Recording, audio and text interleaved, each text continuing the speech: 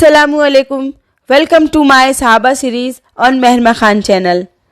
आज हम हज़रत अली इब्न अबी तालिब रज़ियल्लाहु ताला की ज़िंदगी के वाक़यात और स्टोरीज़ देखेंगे, जो हमारे नबी सल्लल्लाहु अलैहि वसल्लम के चचाज़ाद भाई भी थे और खलीफा इस्लाम चौथे खलीफा थे।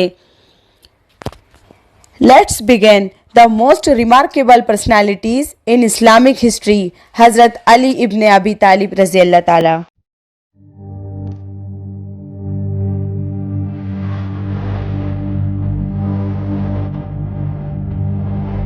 हज़रत अली की ज़िंदगी इस्लाम की तारीख़ का एक रोशन हिस्सा है।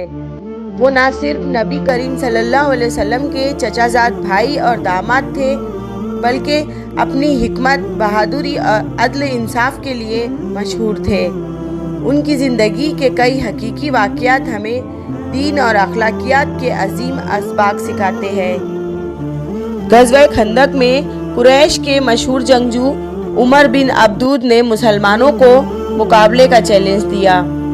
वो अपनी ताकत और बहादुरी के लिए जाना जाता था और कई सहाबा उससे लड़ने में हिचकिचाहट महसूस कर रहे थे। हज़रत अली ने अपनी जवानी और खतरे के बावजूद उस चैलेंज को कबूल किया। एक दफ़ा एक गैर मुस्लिम शख्स ने हज़रत अली की ज़र पर दावा किया कि ये उसकी है।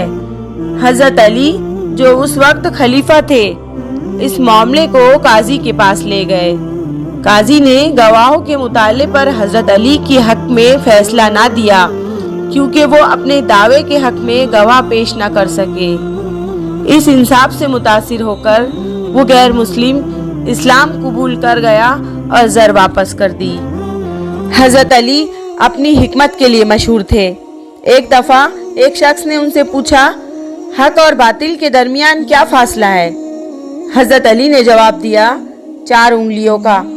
जो तुम अपनी आंखों से देखो वो हक है, और जो तुम कानों से सुनो वो अक्सर बातिल हो सकता है। ये जवाब उनकी हिकमत और इल्म की गहराई को जाहिर करता है।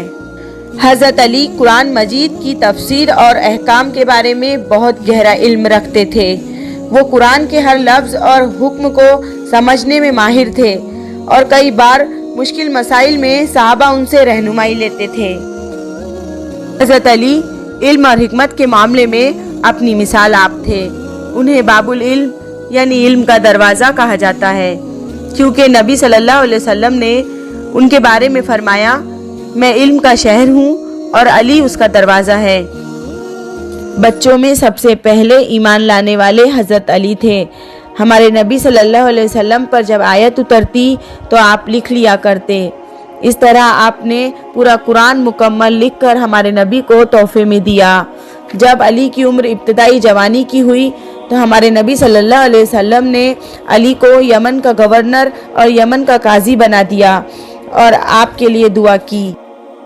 हज़रत अली इल्म को दौलत पर तरजीह देने के कायल थे। उनका मशहूर कौल है, इल्म तुम्हारी हिफाजत करता है, जबकि दौलत की हिफाजत तुम्हें करनी पड़ती है। इल्म बांटने से बढ़ता है, जबकि दौलत कम होती है।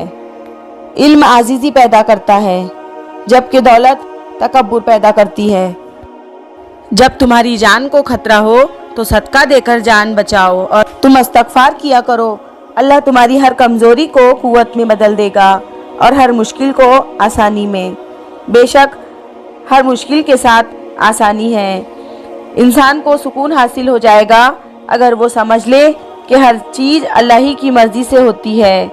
हज़रत अली फरमाते थे कि जो इंसान 3 चीज़ों में किसी तीसरे को शरीक नहीं करता वो अल्लाह के महबूब बंदों में से होता है, इबादत, मोहब्बत और माफ़ी, क्योंकि ये सब पर्दे की चीज़ है। अगर चाहते हो कि तुम्हारी दुआ कबूल हो जाए तो दुआ मांगने से पहले दरूद शरीफ पढ़ा करें। उन दुआओं पर अल्लाह ताला कबूलियत के दरवाजे खोल देता है, वो कभी रद्द नहीं होती। तुम अच्छा करो और ज़माना तुम्हें बुरा समझे, तुम्हारे हक में बेहतर है, बजाय इसके कि तुम बुरा करो और ज़माना तुम्हें अच्छा समझे। जंग के दौरान हज़रत अली ने अपने एक दुश्मन को नीचे गिरा दिया और उसके सीने पर चढ़कर तलवार चलाने ही वाले थे कि उस काफिर ने हज़रत अली के मुंह पर थूक दिया। आपको फौरन गुस्सा आया اور آپ نے اسے چھوڑ دیا۔ وہ شخص حیران ہوا اور پوچھا، علی مجھے کیوں چھوڑ دیا؟ تم مجھے قتل بھی کر سکتے تھے۔ حضرت علی نے کہا، میں اللہ کے لیے لڑتا ہوں، اپنے غصے اور نفس کے لیے نہیں۔ جب تم نے میرے منہ پر تھوک دیا تو مجھے غصہ آ گیا، اور اگر اب میں تمہیں قتل کرتا ہوں تو یہ اللہ کے لیے نہیں، یہ میرا ذاتی معاملہ ہوتا۔ یہ واقعہ اس دشمن کے لیے اتنا متاثر کن تھا کہ وہ مسلمان ہو گیا۔ حضرت علی کی زندگی کے یہ واقعات ہمیں بہادری، عدل، حکمت اور قربانی کے عظیم اسباق سکھاتے ہیں۔ وہ قیامت تک مسلمانوں کے لیے ایک مثال اور رہنما رہیں گے۔ ایک اور صحابہ کی سٹوری کے ساتھ جلد ملتے ہیں۔